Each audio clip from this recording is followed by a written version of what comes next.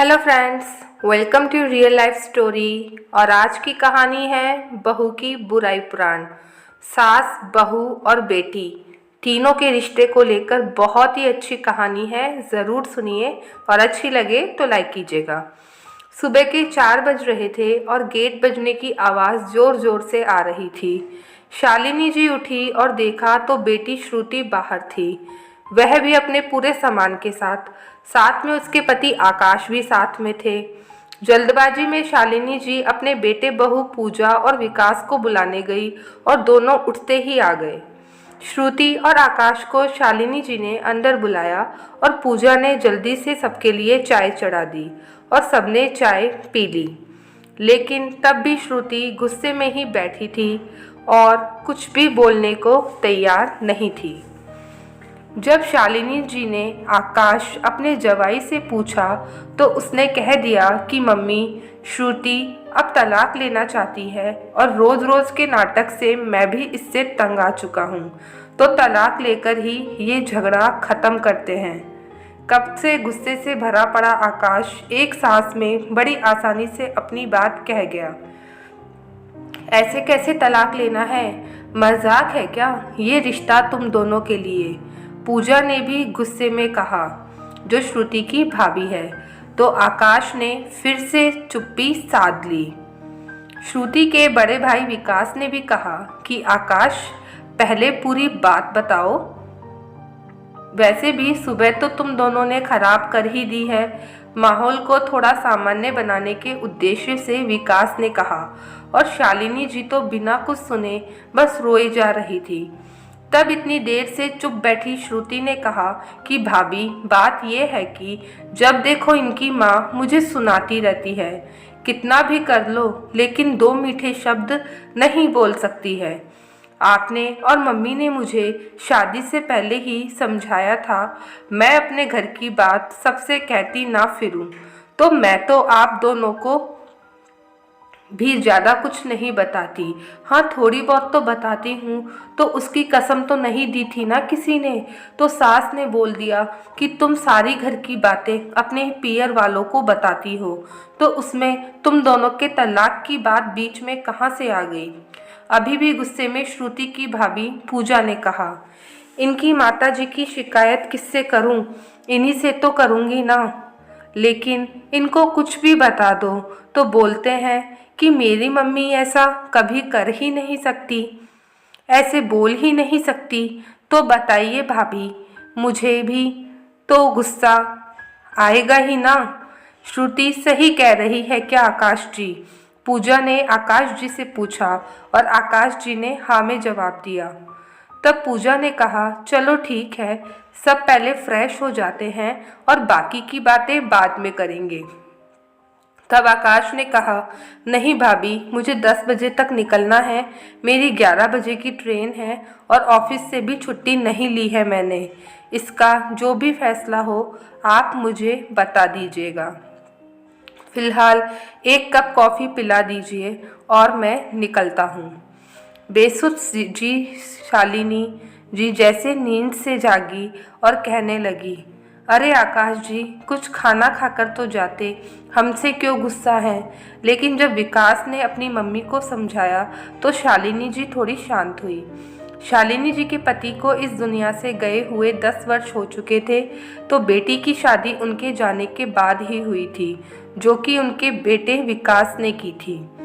शालिनी जी ऐसे तो बहुत भली थी, लेकिन उन्हें भी अपनी बहू आने के बाद अपने बेटे में बदलाव लगने लगे कि उसने ज़्यादा जांच परख के बहन की शादी नहीं की।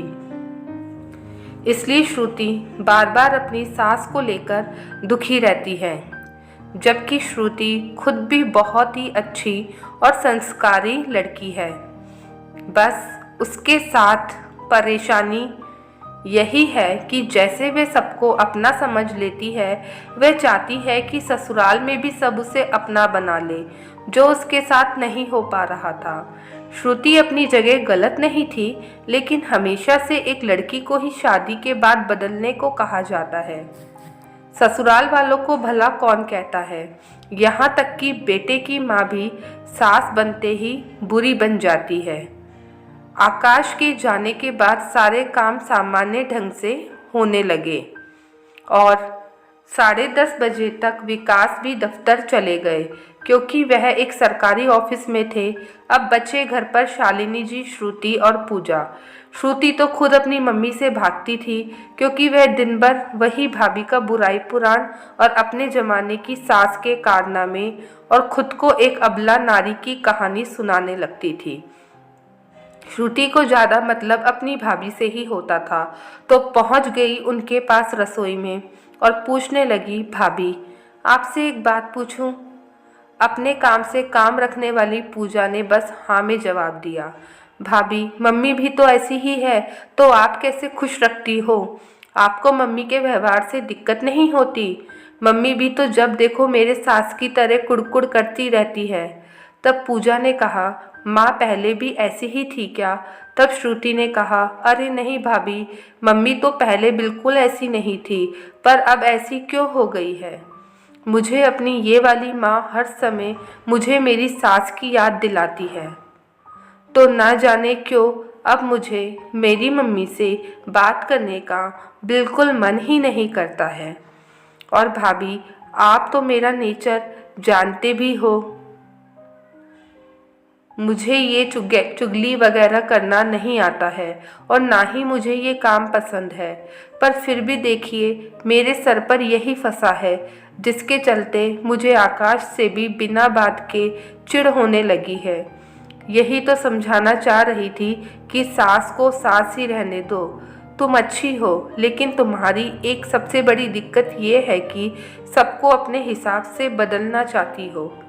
जिस दिन तुम यह अपनी सोच बदल दोगी, फिर तुम भी मेरे जैसे खुश रहोगी। श्रुति की भाभी पूजा ने श्रुति से कहा। तब श्रुति ने कहा, मतलब भाभी मैं अपने सारे अधिकार और हक को छोड़ दूं, उनकी गलत बातों को भी सही मानूं और उनकी हरकतों को बढ़ावा दूं? तब पूजा ने कहा, नहीं, मैंने ऐसा कब कहा?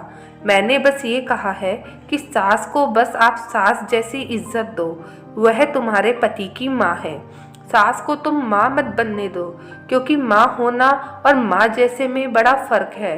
अपनी माँ कितनी भी बुरी हो, लापरवाह हो, अपने बच्चे के दुख को एक हिचकी से पहचान जाती है, लेकिन सास कभी ऐसा नहीं कर सकती, क्योंकि सासू माँ ने तुम्हें जन्म नहीं दिया है। मैं मानती हूँ कि हर सास बुरी नहीं होती है, लेकिन वहीं जो अपनी सास से प्रताड़ित ना हो, और ऐसा बहुत कम ही है।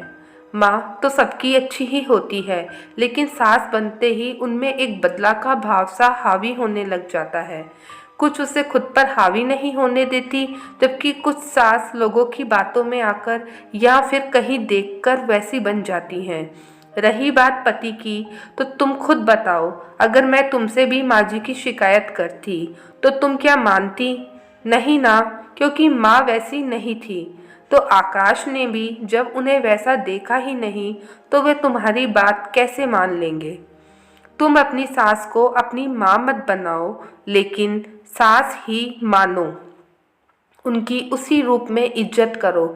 देखना, तब तुम्हारी उम्मीदें खुद ब खुद कम हो जाएगी और तुम सुखी।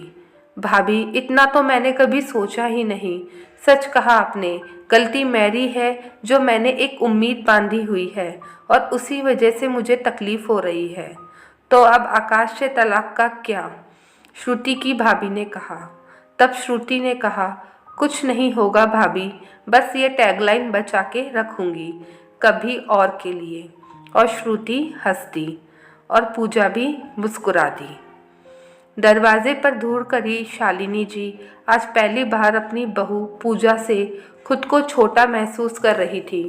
कैसे पूजा ने बिना कलह के उनकी बेटी का घर टूटने से बचा दिया और आज तक अपना भी कैसे समझदारी से चलाती आई। श्रुति ने खुश होकर आकाश को फ़ोन किया और कहा कि अब आई हूँ तो 1 हफ्ते रह लेती हूँ, फिर आ जाना लेने। इतनी जल्दी तुम्हारा पीछा नहीं छोड़ूंगी। और दोनों हंस दिए। दोस्तों, कैसी लगी कहानी हमें कमेंट सेक्शन में ज़रूर बताइएगा और कहानी अच्छी लगे तो वीडियो को लाइक करना मत भूलिएगा। तो अब हम मिलेंगे आपको नई कहानी के साथ में, तब तक अपना ध्यान रखिएगा।